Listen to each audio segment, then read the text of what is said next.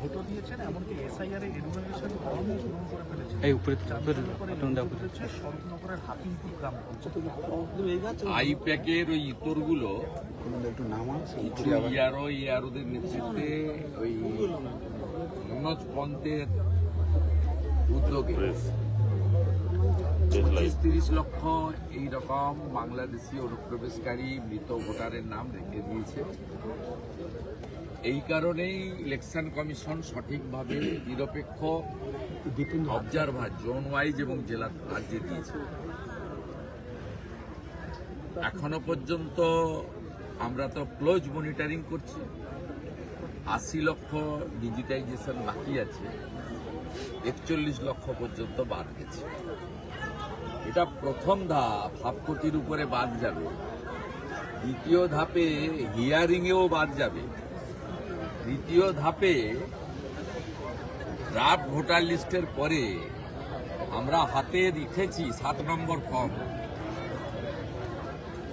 একটাও মৃত double triple entry fake Bangladeshi মুসলিম অনুপ্রবেশকারীর নাম থাকলে 52,000 বিজেপির BLA 2 দিয়েছে বিজেপি, তা সর্ববৃহৎ, আমরা 1 ইঞ্চিও ছাড়ব না। অতএব এই আইপ্যাক এবং কিছু এক শ্রেণীর ERO BLOদের উপরে মানসিক শারীরিক চাপ তৈরি করে যে অপকর্মটা করেছেন ধরা পড়বেন। এবং এই ভুয়া WBCS অফিসার শানু বক্সিদের মতো এদের অনেক কপালে দুঃখ রয়েছে, আমি দাবি করব জোন অবজারভাররা বিডিও অফিসগুলোয় ঘোরা শুরু করুন এবং AI ফটো স্ক্যান করে এই চুরি চামারিটা ধরার ব্যবস্থা করুন। এর বাইরেও আধুনিক প্রযুক্তিতে শ্বশুরকে বাবাকে শ্বশুর বানানোর খেলা ধরা যাবে, ধরা পড়বে। সঠিক SIR হলে 1,25,30 লক্ষ লোকের নাম বাদ দেওয়া উচিত। এখানে 100% SIR হবে না, তারপরেও 1 কোটির কাছাকাছি নাম বাদ যেতে বাধ্য। প্রথম রাউন্ডেই 1/2 কোটির বেশি নাম বাদ যাবে। সোফার মাই ইনফরমেশন অ্যান্ড নলেজ 41 লক্ষ নাম অলরেডি ডিলিটেড। অতএব আপনারা দিদির ভূত আর পিসির ভূত করুন আর দুধ করুন, এবারে কোনো লাভ হবে না। আপনারা যেমন সক্রিয়, তার থেকেও অতি সক্রিয় আপনাদের যারা সরাতে চায়, সে বিজেপির লোক শুধু নয়, অসংখ্য বেকার যুবক যুবতী, নিপীড়িত নির্যাতিত শোষিত, যারা আপনাদের মুখ্যমন্ত্রীকে দলকে নিতে পারছে না, তারা কিন্তু এবারে জাগ্রত প্রহরীর কাজ করছে। তার ফল 7ই ফেব্রুয়ারি দেখতে পাবেন। এ তো সবে আর্লি মর্নিং, এখনো বেলা গড়ায়নি। একই রকম ভাবে আপনাকে তো আমি বলছি, যেদিন এই মহিদুল টহিদুল ইত্যাদিদের পাঠিয়ে আরে একটু পরে বলবো না, চিৎকার মহিদুল টহিদুলকে পাঠিয়ে যেদিন থেকে ঘেরাও করেছে, সেই সময় 1 কোটির কাছাকাছি এই নাম তুলে দাদা দেখা যাচ্ছে অসুস্থ টোটো চালক, তার উপরেও তৃণমূলের জুলুমবাজি হচ্ছে। দক্ষিণ 24 পরগনা মন্দির বাজারে সাবির আলী নামে এবং টোটো চালক, তিনিও তৃণমূলের কর্মী, তাকে এরকম ভাবে মারধর করা হচ্ছে, শারীরিকভাবে বিগ্রহ করা হচ্ছে। তাকে মিছিলে যেতে বলেছিল, সে মিছিলে যায়নি বলে তার টোটো বন্ধ করেছে দরিদ্র মুসলমান সাবির আলী। সে ফেসবুক লাইভ ভিডিও সম্ভবত করে বিষ খেয়ে মৃত্যুর সঙ্গে লড়ছে। দরিদ্র ভারতীয় মুসলমানরা তারা দরিদ্র অবস্থাতেই আছে। সুফিয়ানের জাহাজ বাড়ি হয়েছে, সাউদ্দিনের 4 তলা পাকা বাড়ি হয়েছে, ভিখারি শামসুল 4 চাকার গাড়ি চড়ে, সোয়েম কাজীর কোনো বাচ্চা বাকি নেই চাকরি নিতে। কিন্তু যারা তৃণমূল কংগ্রেসকে আনার জন্য যে গরিব মুসলিমরা এই নন্দীগ্রামে জীবন যৌবন একটা সময় দিয়ে দিয়েছে, তাদেরকে এখন বিজেপি শাসিত রাজ্যে গিয়ে নাগপুরে, পুনেতে, দিল্লিতে, হরিয়ানাতে গিয়ে তাদেরকে মজুর খাটতে হয়, সেলাইয়ের কাজ করতে হয়, জগড়িয়া মিস্ত্রি হিসেবে কাজ করতে হয়। এই পরিণতি হয়েছে। তারা প্রধানমন্ত্রীর পাঠানো শৌচালয়ের টাকাও পায়নি, প্রধানমন্ত্রীর পাঠানো আবাস যোজনার বাড়িও পায়নি, এমনকি ঝড় হয়েছিল আমফানের টাকাও পায়নি। এইটাই তো প্রকৃত অবস্থা পশ্চিমবঙ্গে। হিন্দুদের তো ওরা বাদ দিয়েই রেখেছে। হিন্দু হলে তো নন্দীগ্রামের 9টা সিভিক ছেলেকে শুধু হিন্দু বলে ট্রান্সফার করে দিয়েছে, যার মধ্যে 3টে তৃণমূল পরিবারের ছেলে, এই হরিপুরের ছেলেরা। হিন্দুদের কথা তো ছেড়ে দেন, এটা হিন্দু বিরোধী সরকার। দরিদ্র মুসলিমদের অবস্থাটাও কি দেখুক, এই এখানে ঘুরলেই বুঝতে পারবেন। আপনি কাজাহার রোশনকে দেখলে বুঝতে পারবেন, আপনি সামাদকে দেখলে বুঝতে পারবেন তার কি হয়েছে, অন্যদের কি হয়েছে। আপনি রুকুকে দেখলে, রুকুর বেটাকে দেখলে বুঝতে পারবেন বাকিদের কি অবস্থা হয়েছে। সুফিয়ান কি ছিল 11-র আগে, এখন দেখলে বুঝতে পারবেন। গতকাল চ্যাংড়াবান্ধে যেখানে আপনার প্রোগ্রাম ছিল, সেখানে দেখা গেল যে আয়োজকদের বিরুদ্ধেই পুলিশ সেখানে মামলা দায়ের হচ্ছে, যেখানে চ্যাংড়াবান্ধে আপনার গতকাল ঠিক আছে, কোর্টে দেখা। ওখানে একটা অ্যাডিশনাল এসপি আছে, কি নাম বলছিল, সন্দীপ নাকি, ও মনে হয় এসপি হতে চায়, নাম্বার বাড়াতে। এরা জানে না এপ্রিল মাসের পরে পিসিও থাকবে না, ভাইপো থাকবে না। দাদা, আমি অনেক এরকম দেখেছি, বুঝেছেন, যারা দেখেনি তারা বুঝতে পারবে। আমি এখানে 17 জন আইপিএস অফিসারকে দেখেছি। যেদিন আন্দোলন শুরু হয় বামনচকে 2007 তেসরা জানুয়ারি, সেদিন আমি কথা বলতে চেয়েছিলাম ডিআইজি মেদিনীপুরের রমেশ বাবু। আমি তখন তো এইসব হোয়াটসঅ্যাপ ইত্যাদি চলে না, আমি কথা বলতে চেয়েছিলাম থানার ল্যান্ড ফোনে ফোন করে, উনি কথা বলতে চাইলেন না। আমি যখন রিয়াপাড়া পর্যন্ত গেছি, উনি যখন ওখানে চৌরঙ্গি বাজারে তাড়া খেয়েছেন হাজার হাজার লোকের, তখন রিয়াপাড়াতে আমাকে খবর পাঠাচ্ছেন যে আপনি আসুন, আপনার সাথে। এরা জানে এদেরকে কিভাবে টাইট দিলে করতে হয়। যারা একটা সময় আমার রাস্তা আটকাতো, পুলিশের আইপিএস অফিসাররা, তারা 11 সালের পরে আমাকে স্যালুট দিয়েছে। আবার ভারতীয় জনতা পার্টি করার পরে যারা আমাকে বাধা দিচ্ছে, তেখালি ব্রিজে আমাকে তেরঙ্গা যাত্রা জাতীয় পতাকা নিয়ে স্বাধীনতা দিবসের আগের দিন বাধা দিয়েছে, যে এখন রাজ্যপালের সঙ্গে ঘুরে দেখবেন এই হেডসেপ অফিসারটা, এই রাহুল পান্ডে নাকি নাম, তিনি এখানকার এসডিপি ছিলেন, তিনি ওখানে বাধা দিয়েছেন। সঙ্গে এখানে ডিসি সেন্ট্রাল যিনি হয়েছেন কলকাতায়, তিনি ছিলেন। তারা আমাকে বাধা দিয়েছে। আমার কাছে ছবি আছে জাতীয় পতাকার মিছিলে, হ্যাঁ, বাধা দিয়েছিল।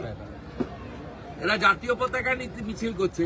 এদের অবস্থা আপনি 2026-এর এপ্রিল মাসের পরে দেখবেন। দাদা, আগামীকাল বৈঠক রয়েছে। আজ একেবারে ময়দানে নির্বাচন কমিশনের নির্দেশে এরা যে এসআইআর কাজ যেমন চলছে তা দেখতে একেবারে মাঠে নেমে পড়লেন সুব্রত গুপ্ত, এবং প্রথম দিনই তিনি দক্ষিণ 24 পরগনা যাচ্ছেন। সবচেয়ে চুরি ওখানে যেতে বলুন, ফলতা, মগরাহাট, ডায়মন্ড হারবার, ভালো করে ঘুরতে বলুন। সবচেয়ে বেশি চুরি ওখানে। এই শানু বক্সি সাদা খাতার ভিডিও তো সব বিএলওকে ডেকে বলেছে, বিএলও তো ফর্ম ফিল আপ করতে হবে না, দিয়ে যান, আমরা ফোন করি।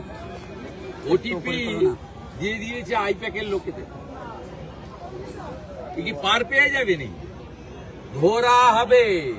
52 জন বিহারে জেলে আছে। দাদা, গোটা কতক চামচা ভিডিওকে ধরে ঢুকিয়ে দিলেই সব সোজা হয়ে যাবে। এখানে একটা বেছে নন্দীগ্রাম ওয়ানে ভিডিও পাঠিয়েছে, সে মনসুরের তৃণমূলের দ্বন্দ্ব মিটাচ্ছে।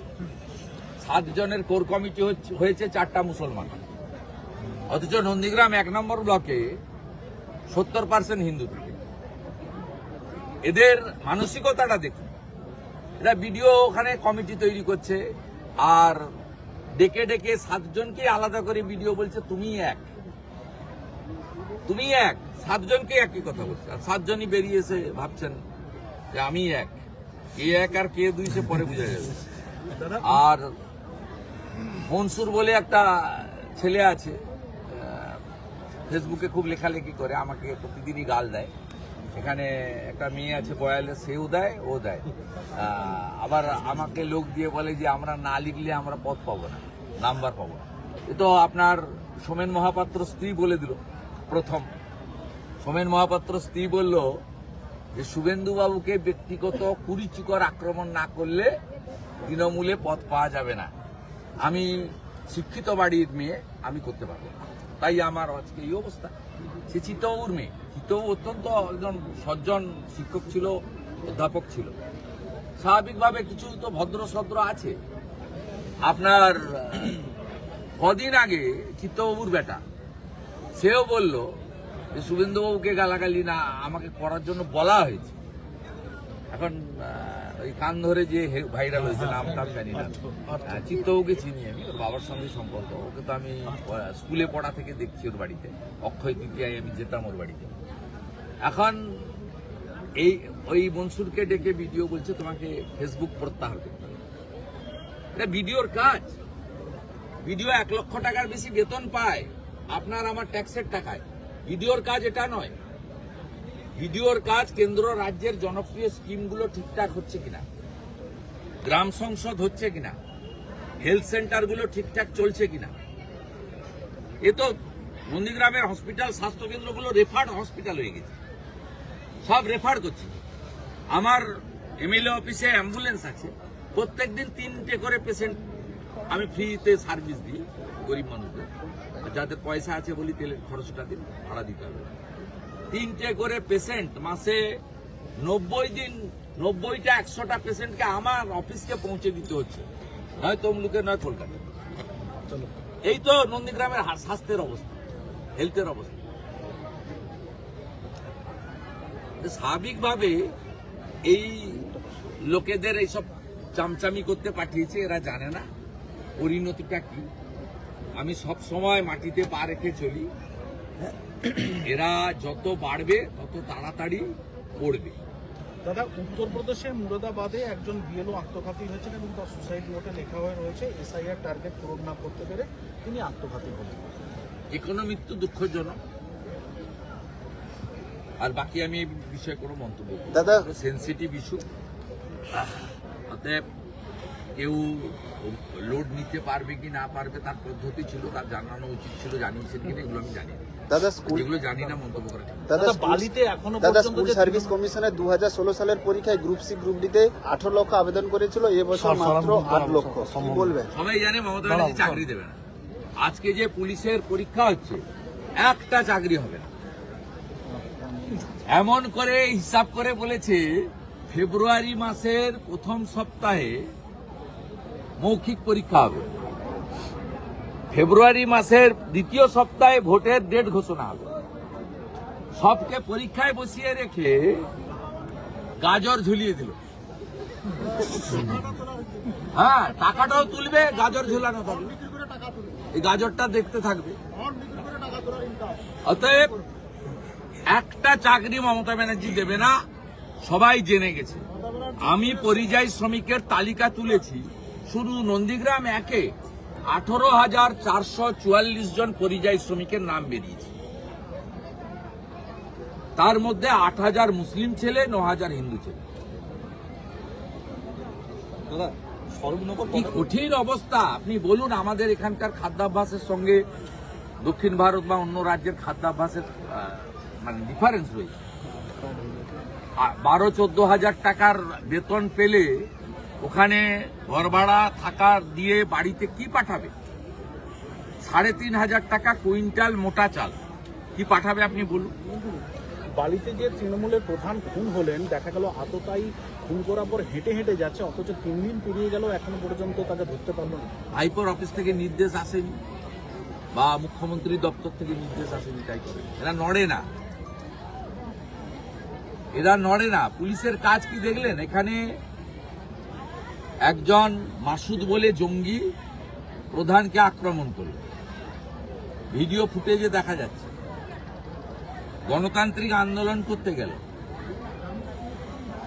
ছবি তুলে নাম্বার বাড়ানোর জন্য এই ওট এরা ভদ্র ছেলে, সুদীপ প্রদীপ যারা ছিল, লক্ষ্মী নিজে মাস্টার, সব ছেলে এরা তুই উঠ বললে ওর উত্তর ও মানে অন্য তৃণমূলের লোক হলে উত্তর দিত, সুফিয়ান হলে উত্তর দিত তোর বাপকে ডাক।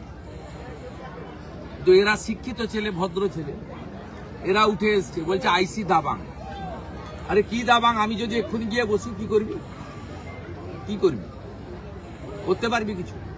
পুলিশের কাজ এগুলো করা এবং নাম্বার বাড়ানো। এই নন্দীগ্রামে টাকা তোলার জায়গা নেই, জাতীয় সড়ক নেই, বর্ডার নয়, গরু পাচার করতে পারবে না। কতগুলো লটারি চালায় পুলিশ জানেন? মারা আছেন। কতগুলো বেআইনি মদের ঠেক আছে বলুন। সব পুলিশ গিয়ে হপ্তা নিয়ে আসে, সপ্তাহে 10,000, মাসে 30,000 করে টাকা তুলে নিয়ে আসে।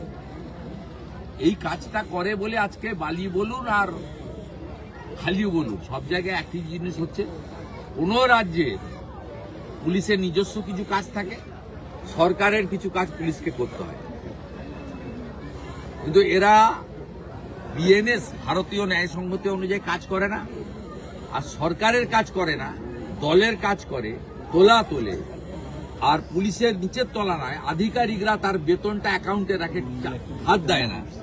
বেতনের বাইরে যে অর্থ আসে সেই অর্থ দিয়ে নিজের বাচ্চাকে ইংলিশ মিডিয়ামে পড়ায়, বউকে গয়না কিনে দেয়, আর যত রকম লাক্সুরিয়াস লাইফ লিভ করা যায় সেটা করে এই আধিকারিকরা। নিচের তলার পুলিশ দিয়ে পায় না, রেশন পায় না, তাদের অবস্থা কঠিন হচ্ছে ও তারা বিপদে পড়ছে। কলকাতাতে ফের নারী সুরক্ষা নিয়ে প্রশ্ন উঠছে, সেখানে মহিলাকে একেবারে জোর করে তুলে নিয়ে গিয়ে শ্লীলতাহানির মতনও ঘটনা ঘটছে।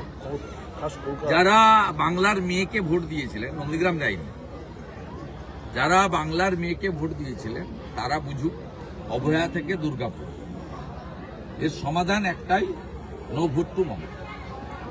স্বরূপনগর বর্ডার দিয়ে প্রচুর লোক বাংলাদেশ চলে যাচ্ছে, গ্রামের পর গ্রাম খালি হয়ে যাচ্ছে। এরা কারা? কিভাবে বাংলাদেশে যাচ্ছে? কে যেতে সাহায্য করছে? এরা বাংলাদেশি অবৈধ অনুপ্রবেশকারী।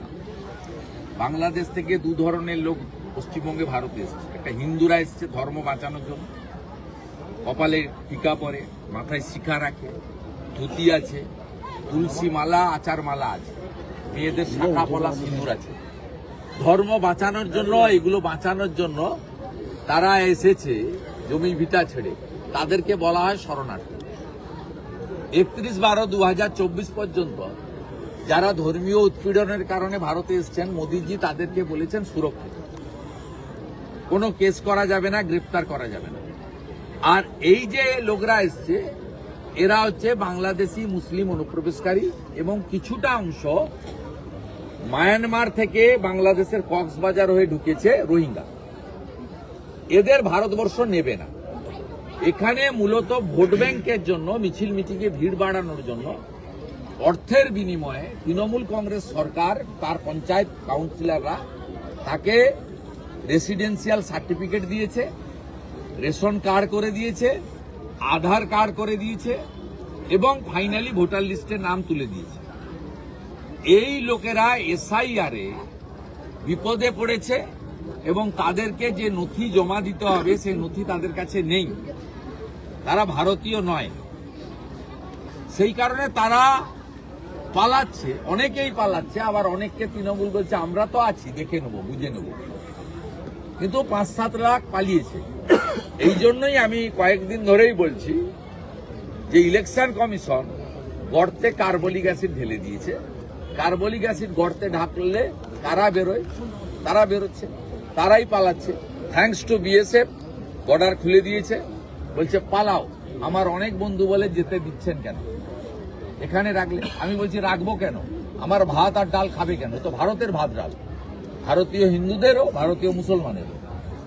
কিন্তু অভারতীয়কে আমি কেন খাবো?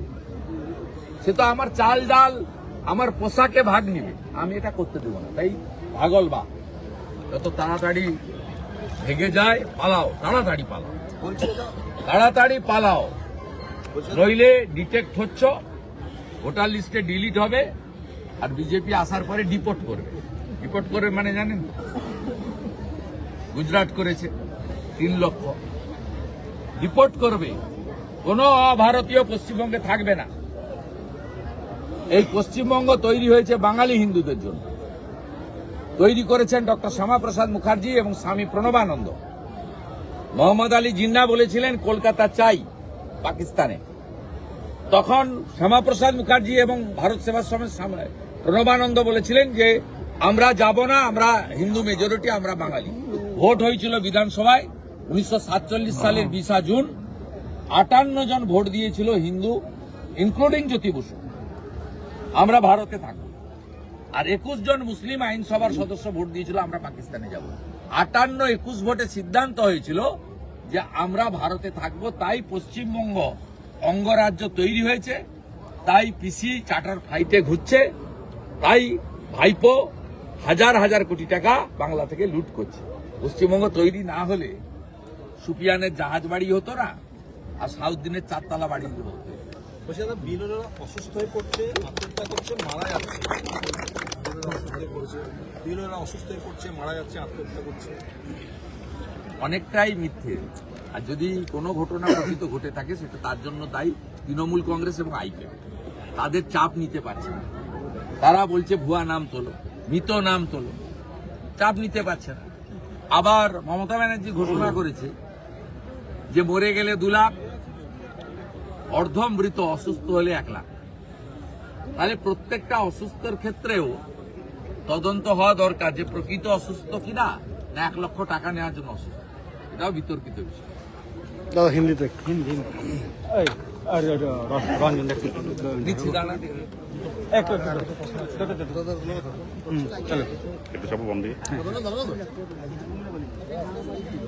চলো ওইটা হিন্দিতে চলো। दादा, तृणमूल पंथी जो बीएलओ है उन्होंने राज्य सीओ दफ्तर के सामने धरना विक्षोभ किया है। बीएलओ तृणमूल पंथी बीजेपी पंथी क्या? BLO means booth level officer appointed by the Election Commission in India, a list prepared by the state government. ये पंथी ये पॉलिटिक्स क्यों करेगा? उनको निष्पक्ष कार्रवाई काम करना पड़ेगा। इसलिए इलेक्शन कमीशन जो स्पेशल ऑब्जर्वर भेजा है उसको तुरंत कार्रवाई करना चाहिए। SIR कोई नई बात नहीं है, स्वाधीनता स्वतंत्रता का बाद ये 9th SIR हो रहा है। बिहार में हुआ, पीसफुल हुआ। जो पार्टी विरोध कर रहा था कांग्रेस आरजेडी, उन्होंने भी चुनाव लड़ा, चुनाव हार गया। ठीक है, हार जीत होता ही है चुनाव में, लेकिन बिहार में साफ सुथरा हुआ, यहाँ क्यों नहीं हुआ? यहाँ हर क्षेत्र में पॉलिटिक्स करने का कोई जरूरत नहीं है। यहाँ कोई बीजेपी, कोई टीएमसी, कोई सीपीएम, कोई कांग्रेस का नाम डिलीट होने का सवाल नहीं है। Death voter, fake voter, double triple entry voter और इन्फिल्ट्रेटर जो घुसपैठिया है उनका नाम डिलीट होगा। इसमें तृणमूल कांग्रेस का दिक्कत क्या हो रहा है? 2002 में जो लास्ट SIR हुआ उसके ऊपर 2003 में वोटर लिस्ट आया, 26 लाख नेम डिलीट हुआ। उस वोटर लिस्ट के ऊपर ममता बनर्जी खुद चुनाव लड़के साउथ कलकत्ता से चुनाव जीती। तो अभी दिक्कत क्या हो रहा है? ये बंगाल में जो सरकार है ये फेक वोटर और घुसपैठिया का वोट से चुनाव जीत रहा है, इसलिए इनका दिक्कत हो रहा है। हम लोग का कोई दिक्कत नहीं। और SIR सही तरीके से कराने का जिम्मेदारी इलेक्शन कमीशन का है और कोऑपरेशन करने का जिम्मेदारी स्टेट गवर्नमेंट का है, बीजेपी का कुछ नहीं है। सही वक्त पर वोटर लिस्ट होगा तो चुनाव होगा, चुनाव होगा तो सरकार बनेगा, सरकार वोटर लिस्ट नहीं होगा तो चुनाव नहीं होगा, चुनाव नहीं होगा तो सरकार नहीं बनेगा, सरकार नहीं बनेगा तो संविधान में लिखा हुआ है 5 मई 2026 का बाद अपने आप राष्ट्रपति शासन लागू हो जाएगा। किसी को डिमांड करने का बात नहीं है। इसलिए इलेक्शन कमीशन का जिम्मेदारी है और स्टेट गवर्नमेंट जो टीएमसी चला रहा है उनको कोऑपरेशन करने का जिम्मेदारी है। हम लोग बीजेपी रेफारी दूर से देख रहा हूँ। दादा, फर्जी और भुआ जो मतदाता है उनको URO जब नाम रहेगा तो सख्त कार्रवाई होगा, सीओ दफ्तर से करना चाहिए। कुछ लोग वीडियो लोग को दबाए में जो कर रहा है वो ठीक नहीं है।